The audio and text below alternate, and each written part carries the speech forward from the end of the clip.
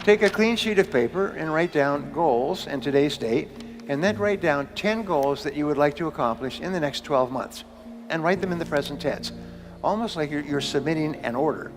And just write down, I earn, I achieve, I weigh, I drive such and such a car, I own, whatever it happens to be, and the goals will be financial goals, family goals, physical goals, and so on. Write down 10. And then you take this list of 10, and you say, if I had a magic wand, and I could wave this magic wand, and I could have any one goal on my list within 24 hours, which one goal would have the greatest positive impact on my life?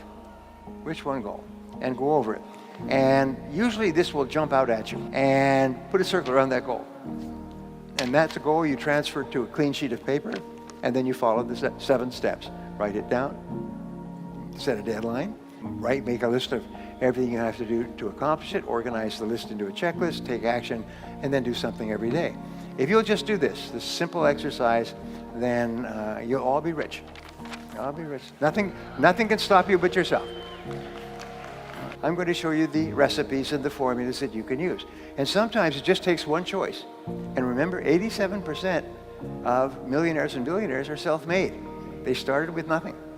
And nobody's smarter than you, and nobody's better than you. If somebody else can do it, especially with all the disadvantages that many people start off with, if someone else can do it, you can do it as well. That's the proof. Abraham Lincoln once said that some become wealthy is proof that all can become wealthy. So I wanted to share with you what I call the 7 C's. So the first C is the C of clarity. Clarity is my favorite word in success. It's my favorite word in business. I have done consulting for more than 1,000 corporations, large companies worldwide, companies like IBM and General Motors and PepsiCo and Bank of America. I mean, big companies. And what I found is in every single situation, problems occur when the company becomes unclear about what it is they're doing or how it is they're doing it. Basically, it's clarity, lack of clarity. Now, here's something else I learned, and they did a study of 50 owners of companies, successful owners of companies like yourselves. And they asked them, what is the very best time management or business tool that you've ever discovered? 49 out of the 50 held up a yellow writing pad. Yellow writing pad, sort of like this. And this is what they did. This is how they planned their day. They made a list, to-do list. Today's date, they wrote down everything they had to do. They always work from a list. If you don't work from a list, it's very much like taking your hands off the wheel of your car, going down a winding road in the mountains. What happens is your life's going to go up and you're instantly going to start doing irrelevant and unimportant and useless things. And at the end of the day, you'll be exhausted and you'll have accomplished nothing. The most powerful tool in the world is you, a pen, and a piece of paper. This is the greatest wealth creator in the world. The second C is the C of competence. And the C of competence says, it's very simple, is that you can only earn a lot of money if you're very good at what you do. And so one of the most important things you do is you break down your work into skills. And you say, what are the most important skills I need to have to be successful? And there's recruiting is a very important skill. Training is an important skill.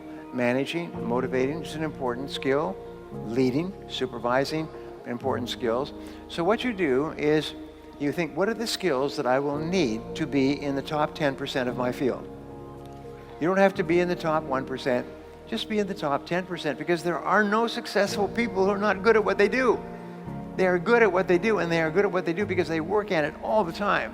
Whether you're in sports or whether you're in music or chess or anything else, there's a wonderful study. Basically what it said was studying the most successful people is that these people spend far more hours becoming good at what they do than average people. The other people don't do it. And that everybody has natural abilities, but the ones who use those abilities transform themselves by really, really working hard at becoming good, one skill at a time. This is another thing that's really important. Don't try to be good at everything, because what happens is you just break down. You just overwhelm yourself and you just give up. And you say, oh, I tried that before. I had an experience, which I'll pass on to you. When I was a young man, I was in my 20s, and I was in sales, and I was in cold calling sales, knocking on doors every day. And I was making one or 2 sales a week. I was living in a little rooming house with a bed and a floor and a little bathroom. And I was struggling. I could tell you within $1 how much money I had in my world at that time, because it was less than $1. And I worked, get up at 5 or 6 o'clock in the morning. I'd be waiting at 8 o'clock in the morning when people came to work. I would knock on doors, office doors and business doors all day long. And then in the evenings, I'd go out and knock on homes and apartments. And I would make call after call after call. I made hundreds of calls and with no sales. The first year, I made more than 20,000 calls and only made a few sales. Just enough to survive. And then one day, I asked a question, which I'm going to help you with. As I said, of all the skills, what's holding me back more than anything else? And the answer was closing the sale. Is that I couldn't get people to make a decision. So I made a decision. I still remember the time, date, place, sitting in my little rooming house when I decided I was going to learn how to become very good at closing sales. And I began to read everything I could find. I sent away 4 books. I did everything I could find to study the psychology and the techniques and methods of closing sales. In 1 year, my income went up 10 times. Changed my life forever. The third C is the C of concentration. And these are not necessarily in order, but in a way these are. The C of concentration is your ability to focus, which we've talked about before. It's your ability to focus single-mindedly on one thing at a time and to work on that one task until it's complete. And to discipline yourself not to do anything else or to become distracted by emails and bells and bips and noises and things like that. It's just your ability to focus like a laser beam on a single task. Start and finish your most important task. Number 4 is constraints.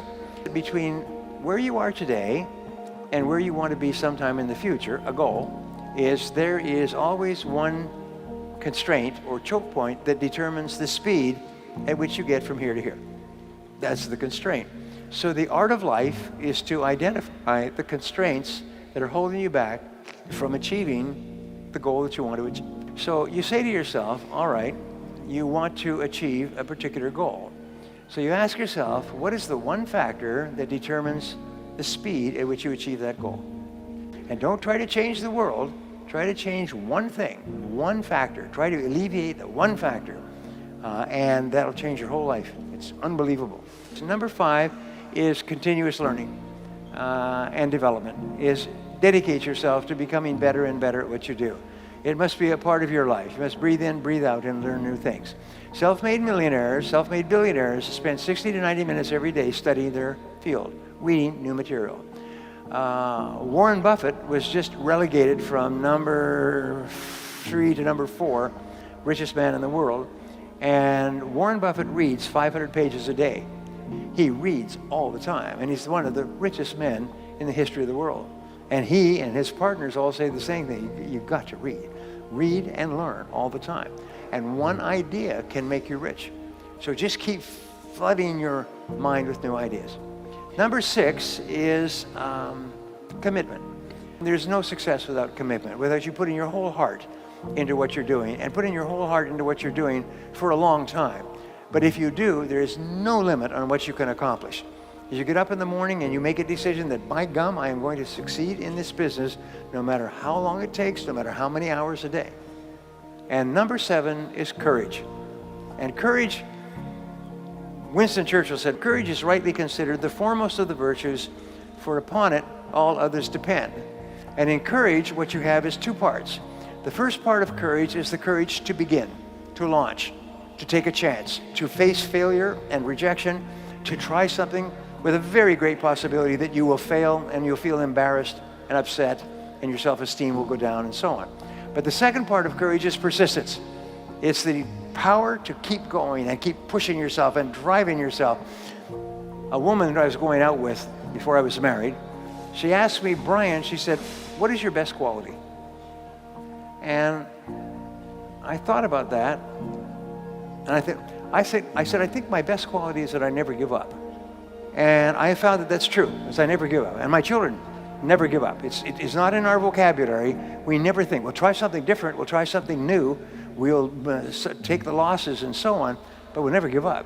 So how do you develop this unshakable quality of persistence, which will guarantee your success in life? Nothing can stop you if you don't quit. If you don't quit, then the only alternative is you must succeed, and eventually you must succeed greatly. Well, the great rule, you become what you think about, but you become what you say to yourself. So what you do is you say to yourself these magic words. You say, I never give up. If you never give up, my promise to you, my guarantee to you, is that you are going to be an enormous success in the months and years ahead. And I hope you are. Thank you very much.